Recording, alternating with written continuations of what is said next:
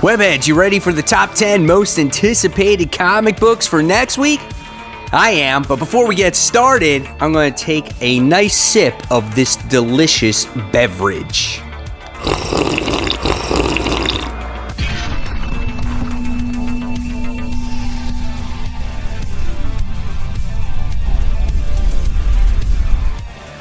Hey, all my webheads out there, welcome back to Comic Book Corner 2.0. Webheads, you're with me, Mike Spider Slayer, getting ready to bring you my top 10 most anticipated comics for July 29th, 2020. Yes, fans, it's never too early to start that pull list for next week. And fans, hopefully this will help you make decisions on what comic books to buy. Fans, at any times, if you would like to become a member of Comic Book Corner 2.0 and support that channel, all you got to do is hit that join button right there on my home screen. It is greatly appreciated. All right, fans, so let's not waste any more time. Let's start off with next week's top 10 most anticipated comics. And guys, we're going to kick it off with the hot seat. That's right, fans. And the hot seat is always the book, like I say, each and every week where I think about maybe if I will pick it up or actually not. And this time it goes to Wonder Woman issue 759. Now, you're probably wondering, why are you jumping on Wonder Woman now? Well, just to let you guys know, it is a brand new creative team. Now, whenever there's a new creative team on Wonder Woman, this is when I jump on it, okay?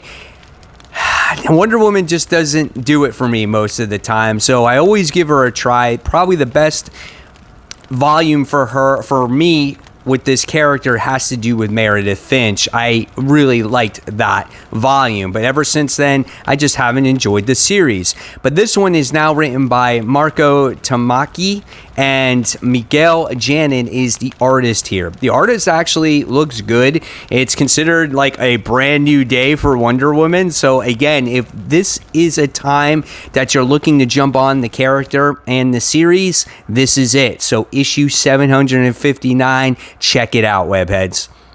All right, let's officially start off this countdown now with number 10. And number 10 goes to The Amazing Spider-Man, issue 45, Sins Rising. Yeah, part 1. Let me just tell you, the Prelude issue 44, was a nightmare. I despised that book. The artwork in it was absolutely atrocious. The story was boring. Did I care about Overdrive in the last issue? No. What was the point of that book? It was a complete stall, and I'm so frustrated with Nick Spencer's Spider-Man. It needs to get better, and it needs to get better quickly, okay?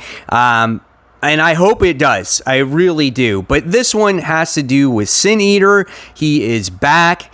New York City's in trouble. And it's 36 pages. It's $5. Now, from what I know, when it comes to this story arc, you're not going to get the same artwork that was in that Prelude issue. Mark Bagley, I'm pretty sure, is doing the artwork for this particular story. Yes, he is. So that's what saves this book for me, is Bagley artwork, because he is the classic all-time favorite Spider-Man artist, right? And it's like, this book needs that artist to kind of save this book right now, because it's going down the tubes quickly. All right, so 36 pages, $5. Pick it up if you want. All right, moving on to number 9. This goes to X-Men issue 10. This is the Empire tie-in. Now, again, I only am picking up the Empire tie-ins when it comes to the books I normally read, because I know what's going on in those series. Now, the significance of why the X-Men are tied into this Empire event, well, the Summers family actually has a home that they built on the moon. So, obviously, they're neighbors of the Tatati, whatever, I forgot the name of them, the plant people. They're sharing the same moon as them. So obviously there's going to be this invasion. It's going to be taken over by them. And I'm curious to see what happens there. So 28 pages, $4. We'll see what it is. It's the first X-Men book that I will have read in quite a while. All right, moving on to number 8. It's another X book. This is a new number 1. This is XFactor issue 1. All right, so this book could be pretty good. We'll see what happens. This version of the XFactor team is a team put together to do investigation when a person gets murdered or a mutant gets murdered. Even though they have the resurrection protocols, they still want to find out and investigate why these murders actually happen. So this is where XFactor comes into play. I was a huge fan of the original XFactor back in the 80s and in the early 90s.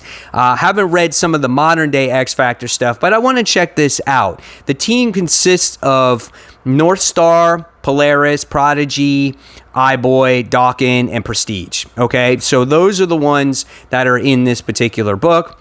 We'll see what happens with it. 44 pages, $5 book. All right, moving on to number 7. Another Empire Captain Marvel tie-in book. I normally read this series, so of course I'm going to read it. If you're an Empire fan, you might want to check out all these. If not, then don't, okay? But this one seems like it might have some significance. This one has to do with Carol. She has a brand new role. She's got a new weapon, and in fact, she's got the universal weapon, okay?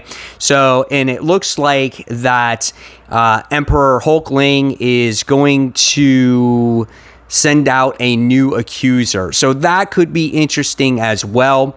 28 pages, $4. I think this story can be good, have some significance. If anything, it's a badass looking cover. Moving on to number 6. This is the actual Empire issue 3. Now, this is obviously higher on the list than all the other tie-ins because the actual first issue of Empire was actually really good. I actually enjoyed it.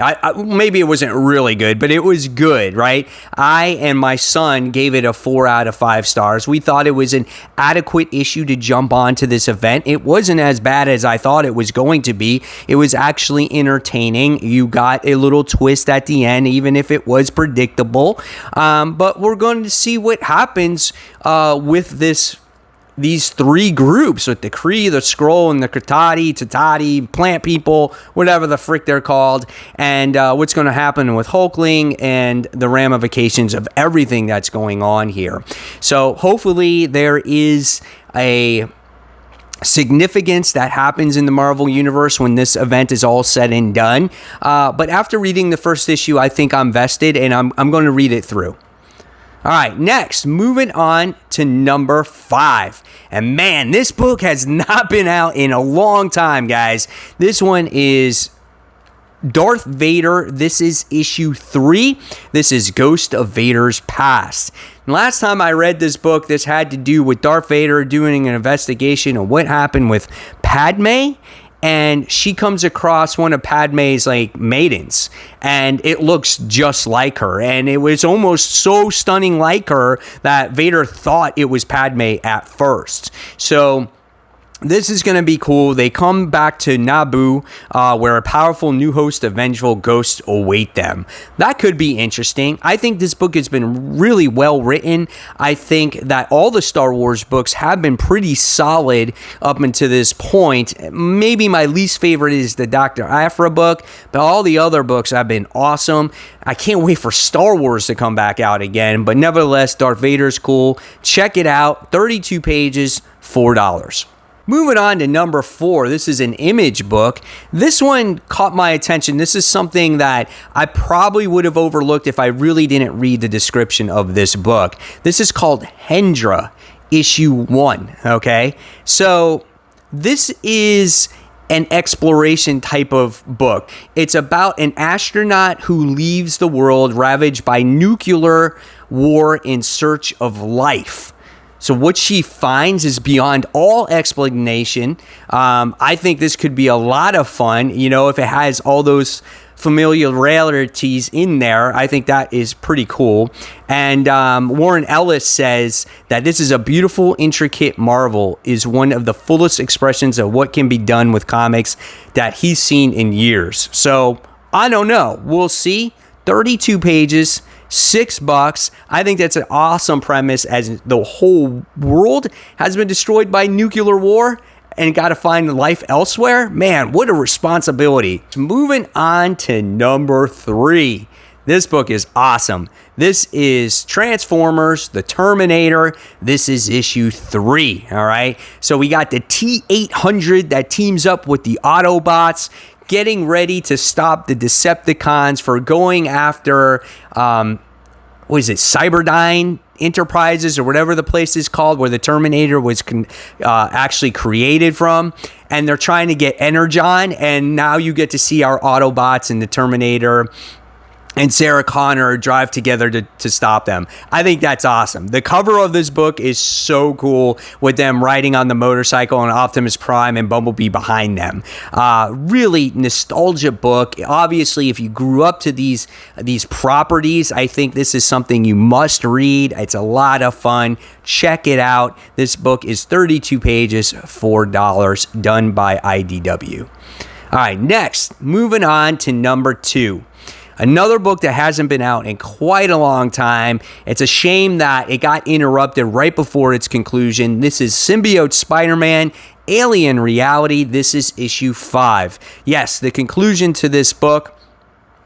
Peter David is the writer of this. Greg Land has done the artwork with it, and I think it's awesome. So, obviously, the world has been flipped upside down. The reality is completely different. Spider-Man's world is just like characters that you've never seen before. He's been dealing with Hobgoblin, who's been kind of like Doctor Strange, and they've been dealing with Dormammu and all kinds of other different creatures or villains or whatnot. The reality itself is just collapsing. So now it's Spider-Man's job to save the day. How does it end? Who knows? The coolest thing is that Natasha Romanoff is like the black cat. You know, she's like the red cat. It's so awesome. Great book. Love the story. Can't wait to see how it concludes. Finally, after all this time, 32 pages, $4. All right, so what's my number 1 book, or my number 1 most anticipated comic book for July 29th, 2020? Well, this one goes to the Suicide Squad issue 7.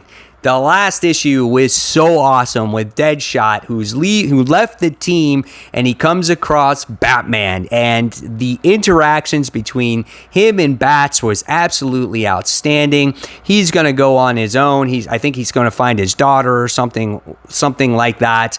And I think this is going to be an awesome issue, because this is his quest to find his daughter and make things right. So, in the process, though, things become deadly.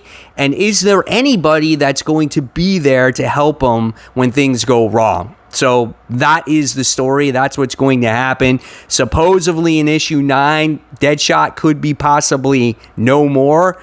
Rumor, we don't know for sure yet. But nevertheless, Tom Taylor writes this, obviously the current writer of Deceased, and I think this one is going to be phenomenal. He writes great character interactions, great character emotions, doesn't hesitate to kill people. He's great at different universes, but he has been doing a bang-up job with Suicide Squad. Great stuff. Check it out if you haven't. If you dropped it early in the series, I suggest, webheads, that you pick it back up. It's an awesome book. So there you have it, webheads. There are my top 10 most anticipated comics for July 29th, 2020. Hopefully you enjoyed this list. And if you like this video, I'm going to leave you more content right here to check out. And until next time, this is Mike Spider Slayer signing off. Thanks for watching, guys, and see you next time. Take care.